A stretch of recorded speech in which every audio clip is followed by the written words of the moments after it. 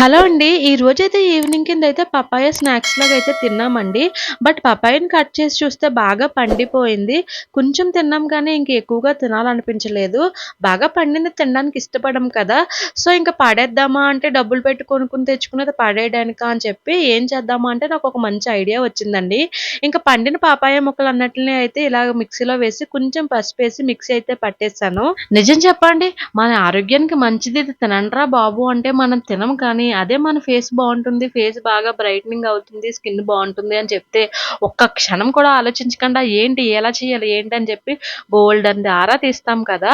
So, ఈరోజైతే ఒక మంచి టిప్ అయితే మీతో షేర్ చేస్తున్నానండి. ఎప్పుడైనా సరే పాపాయ మన ఒంటికి ఎంత మంచిదో, మన స్కిన్‌కి కూడా అంతే మంచిదండి.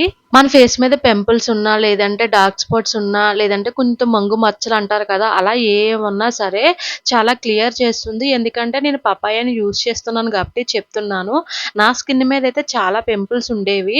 ఇంకా ఈ పపాయానయితే డైలీ కాదు కానీ ఎప్పుడైనా సరే ఇంట్లో పపాయ తీసుకొస్తే ఖచ్చితంగా ఇలా స్క్యూబ్స్ కింద అయితే చేసి అప్లై చేస్తానండి ఫేస్‌కి. మంచి రిజల్ట్ అయితే వస్తుంది.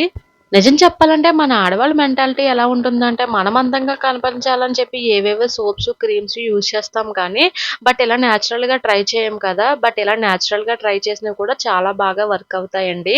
ఇంకైతే క్యూబ్స్ అన్నట్లయితే ఫ్రిడ్జ్‌లో పెట్టానండి. ఈ క్యూబ్స్‌ని మనం ఎప్పుడైనా సరే ఫేస్‌కి అప్లై చేసుకొని ఒక హాఫ్ అన్ అవర్‌తో ఫేస్ వాష్ అనేది చేసుకోవచ్చు. మంచి రిజల్ట్ ఉంటుంది ఫ్రెండ్స్.